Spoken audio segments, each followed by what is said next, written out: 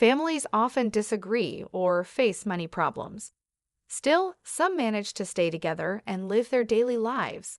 I don't think it's necessary to decide which is happier. My name is Kelly. Since I was a child, people have called me strange. I don't know what's odd about me. I just think so because others say I am.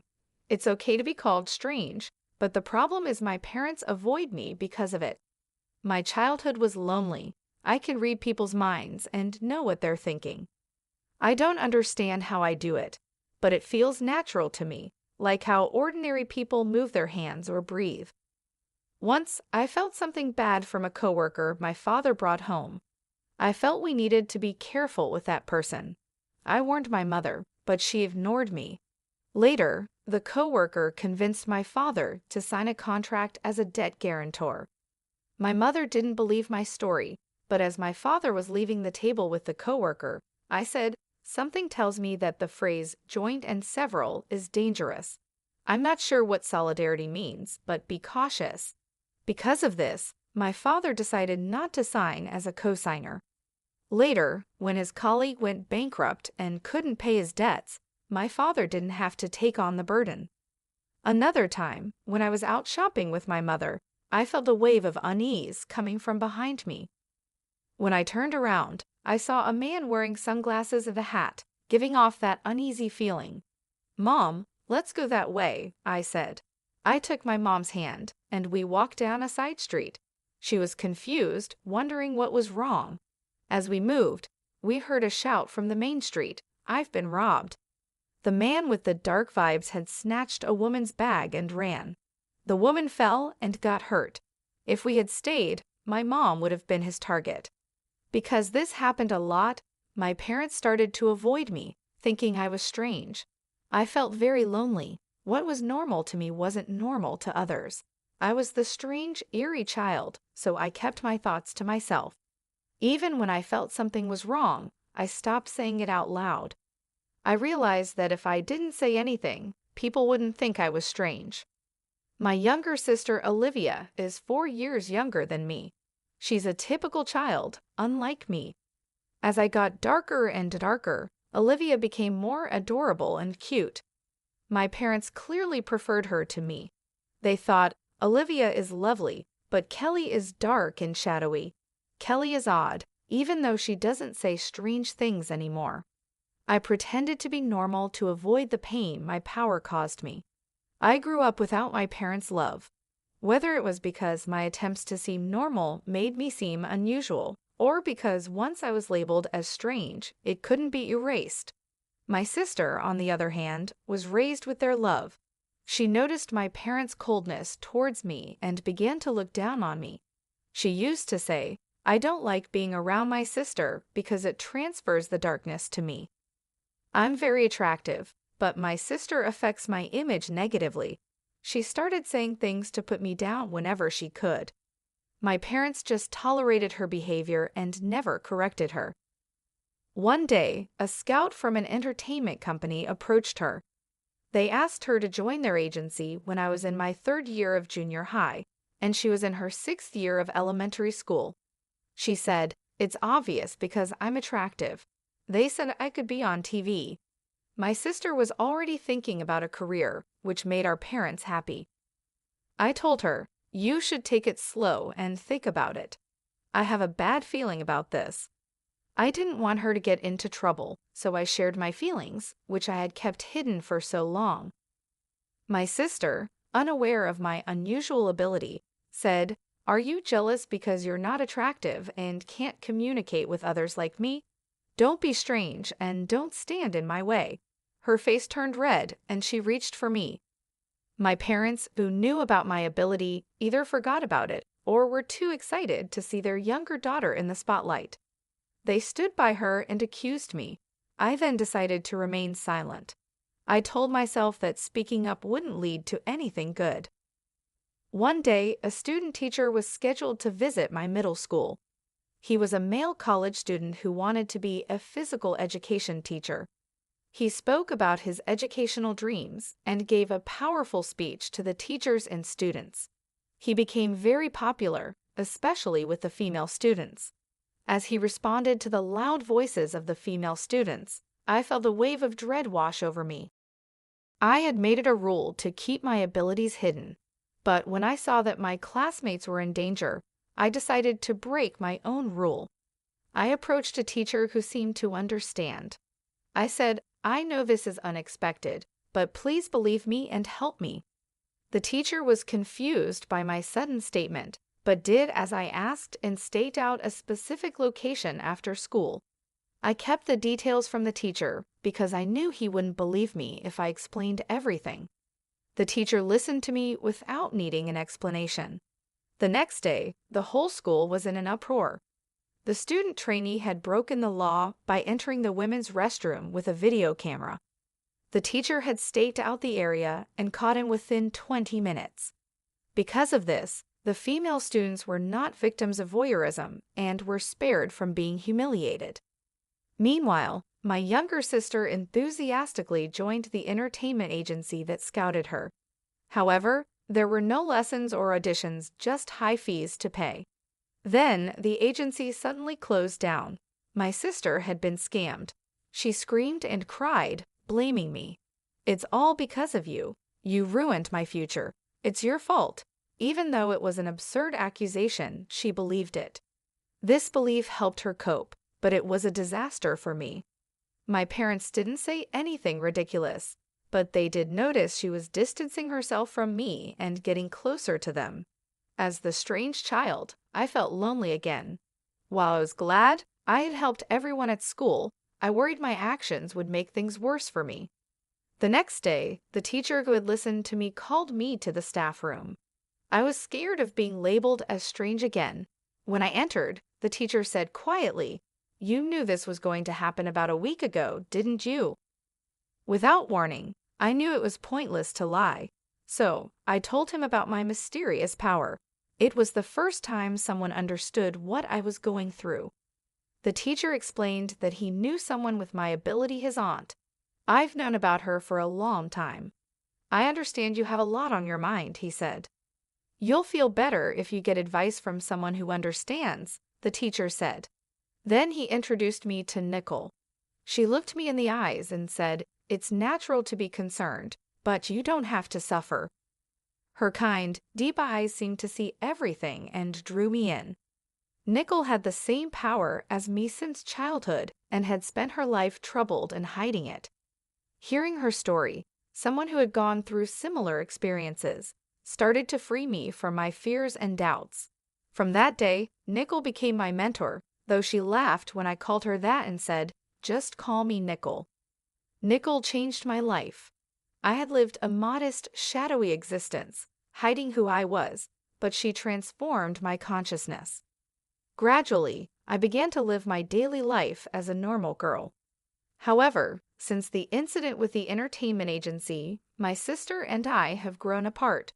She rarely talks to me, and when she does, it's usually to complain or make fun of me. My psychic abilities couldn't predict her emotional shifts. She would say things like, "What's the big deal about you getting accepted to college? Aren't you just a mental flower garden?" My sister had failed the entrance exam for her first choice high school, even though she was told she would definitely pass. She ended up at a high school she considered her second choice. She was furious when I got accepted to her top choice university. I wasn't happy about it or bragging to her. She just made assumptions and disrespected me. My parents only consoled and coddled my sister during her difficult time and told me to stay away and not bother her. Despite growing up and becoming a better person since meeting Nicole, my sister still didn't seem to like me.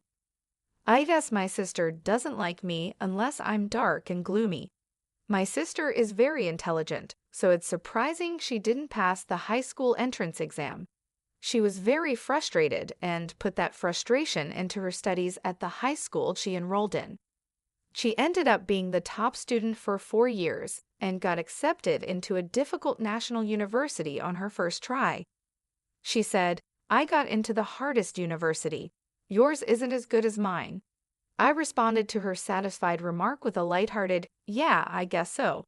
I knew getting too involved with her would be a bad idea. My sister took my light response as an insult and lashed out at me. My parents were scared of her temper and could only watch and worry when she got like that. They blamed me, calling me a liar and a troubled daughter. I wanted to argue about which one of us was really the troubled daughter, but I kept quiet because I didn't want to make things worse. Aside from my sister, I was nearing the end of my college career and needed to decide about my life. I'm not as dark and withdrawn as I used to be, but I'm still not sociable and doubt my ability to form successful relationships. My ability to sense people's negative emotions makes it hard. I can understand positive feelings, but negative thoughts hurt me. I've been overwhelmed by negative emotions at school and almost stopped trusting people. I was worried if I could do well in a corporate job. I talked to my mentor, Nicole, about this. I was sure she had faced similar challenges and wanted to know how she overcame them. She said, "I went through the same difficulties you're facing now. Maybe you should do something like I did." She told me she had spent a long time working as a fortune teller or counselor, helping people with their problems. She said, "With your ability, you can really help others and contribute to the world. Working freelance means you don't have to be part of an organization and don't have to deal with people's emotions or relationships, which you're afraid of. It's the perfect job for people like us." I decided to pursue the same job with my mentor's encouragement. She showed me how to do the job and find customers. Thanks to the internet, I can now work from home. When I told my parents and younger sister that I would work from home instead of getting a job after graduation, they asked, "What exactly is it? What kind of job is it? What type of work is it? Then at least you should do our housework." What about living costs? I expected these questions, but I was disappointed they weren't more supportive. While I understood their expectations for housework and money, it still made me sad. I could see my sister disrespecting me even more in the future, which added to my sadness. So, my life as a work-from-home employee began. There were no job offers at first, and it was a trial and error process. But with my mentor's help, I gradually got work. I couldn't contribute money to the household for about a year, so I focused on housework. My father was not pleased, but my mother was relieved and kept him in check. When I finally contributed money after about a year, my father mocked me, saying, "Huh, you finally got some money, didn't you?" Despite this, the amount of housework I had to do did not decrease, and my life remained the same. 3 years later, my sister graduated from university and decided to work for a foreign company. The pay was good, and she told me, "Unlike you, I'm not a parasite. I work outside the home." She mocked my work-from-home job, saying, "I have no idea what you're doing. Working from home? Isn't that just for fun? You're a parasite in your own home. My pay will increase, and I'm sure I'll be making 15 times more than you. Someone like you could never make that much money." After a year and a half, my sister was promoted to chief and continued to brag about her good salary. However, she didn't contribute anything to the household or help with any chores. She left the laundry, cleaning, meal preparation, and everything else to my mother and me. My mother and I shared the work, but she delegated most of it to me, so I ended up doing almost everything. "Olivia, you need to take better care of yourself," I said. "Instead of spending all your money on yourself, you should help out with the household expenses." She snapped back, "You're a waste of space. You should do all the housework. I'm saving money for my future." My parents sided with her, saying it couldn't be helped because she's my sister. I wanted to stay in my current job because it was comfortable, but I began to wonder what I should do with my life. Then my sister made a shocking announcement. "I'm getting married." There was no warning, and my parents and I were stunned. He's a wealthy man who earns more than $20 million a year. "Oh, I'm sorry I became happy first, sister, but isn't marriage just a pipe dream for someone like you?" She said she'd bring her boyfriend over the following Sunday. When the day came, we were in a state of panic due to the rapid events. The man she brought was young, dressed in a suit and tie, and looked capable. my name is Michael. It's a pleasure to meet you. I've come to propose to Olivia, he said with dignity and politeness. I told you he was wonderful, didn't I? I'll be happy with him, Olivia said. My father, despite being impressed by Michael, asked, Michael, what is your job? I'm currently training at a company owned by a friend of my father's, Michael replied. Olivia explained, his father is the company's president. He is training outside the company to be his successor. Olivia seemed overjoyed at the prospect of marrying the future president of a company. We talked about various topics before Michael left. Despite a few gaps in the conversation, my parents seemed pleased with him. However, I felt a shadow of darkness from Michael. I couldn't explain it, but I felt it. I couldn't stay silent any longer, fearing that marrying a man with this type of darkness would make my sister unhappy. Listen, Olivia, you've only been dating him for less than 5 months. Get to know him a little better before you decide to marry him, I said, feeling alarmed. I couldn't explain and tried to reassure my sister with something vague. What exactly are you talking about, sister? He is a man of great distinction and a future president. You're just upset because you're comparing your situation to my happiness. You're a pitiful person, aren't you? She snapped. My parents also yelled at me to stay out of the way. Such a wealthy man will soon be our son-in-law. You're a nobody, so at least stop interfering with your sister's happiness. It was clear they wanted their daughter to marry a rich man so they could live in peace in their old age. I was filled with rage because I couldn't tell my sister about the dark shadow I sensed around her.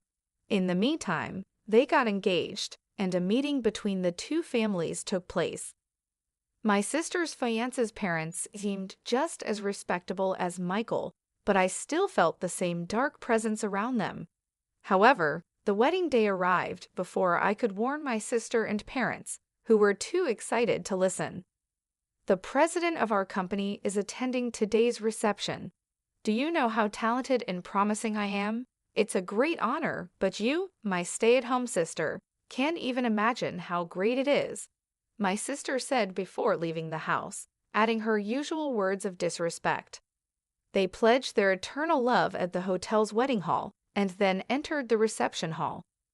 My sister looked happy with a big smile on her face, but I was concerned about how long that happiness would last. The president of the company gave the speech as the guest of honor. It was a congratulatory speech that praised my sister, and she was pleased with it. After the speeches, drinks and food were brought to each table. The food looked delicious, but I began to feel uncomfortable. Nothing had been brought to my table. At first, I thought it was just a delay, but other tables had already received drinks and hors d'oeuvres one after another. It was obviously strange. I was the only one who hadn't received anything. The people at my table noticed and started to feel uncomfortable too. At that moment, my sister came up to me and whispered with a laugh, "Free food is not for people like you. This food is too good for you. Just go home and eat potato chips. Leave our wedding gift and go home." My eyebrows shot up at her outrageous words.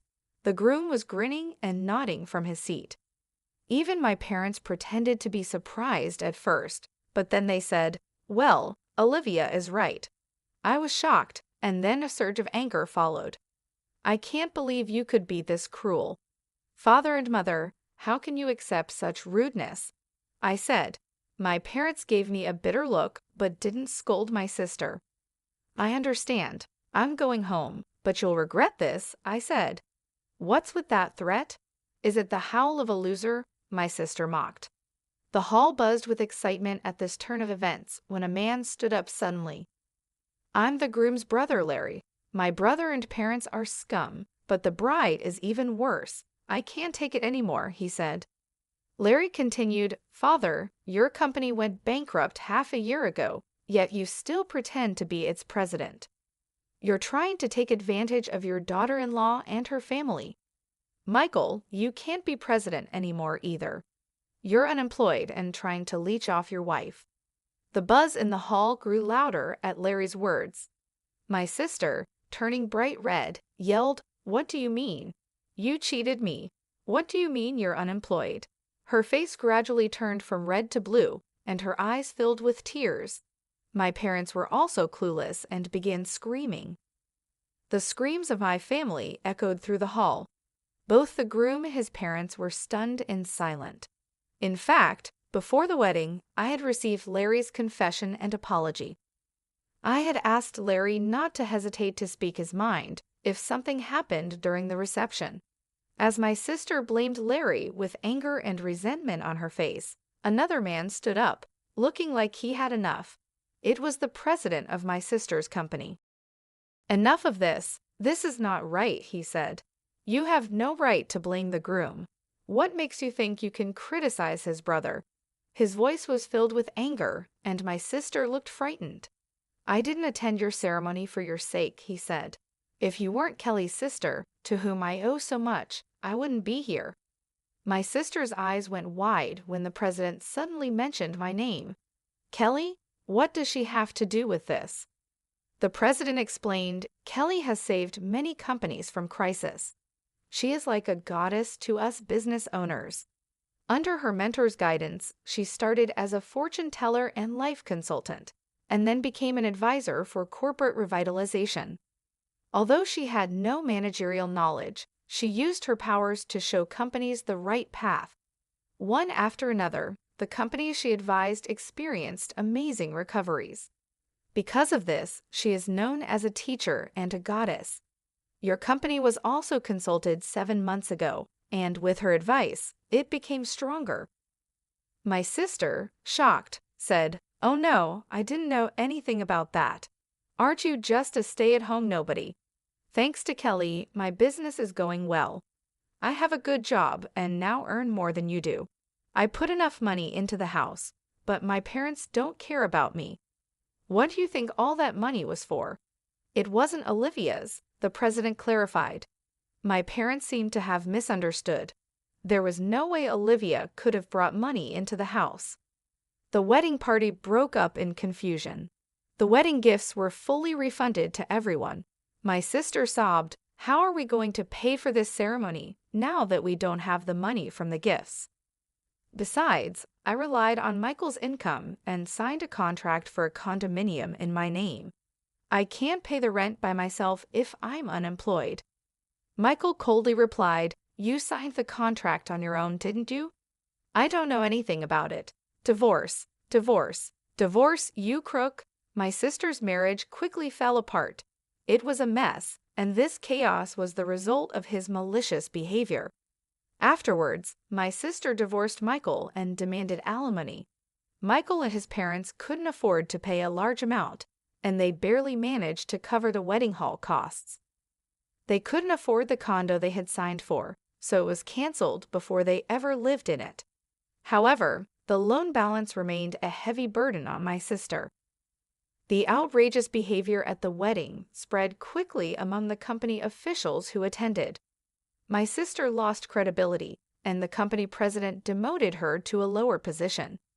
She lost her pride as an elite employee and wanted to quit, but she had to keep working to repay the loan. She ended up doing trivial work in a basement reference room, work that may or may not have been important. Michael and his parents failed in their attempt to leech off my sister. They are now struggling to make ends meet by working day jobs. Larry, Michael's older brother, separated himself from his parents and younger brother.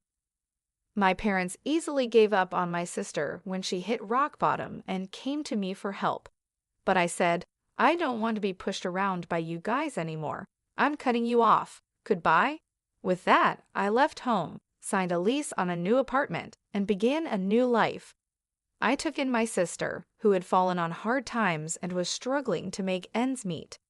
Her salary had been drastically reduced, and she couldn't afford to contribute to our parents' household.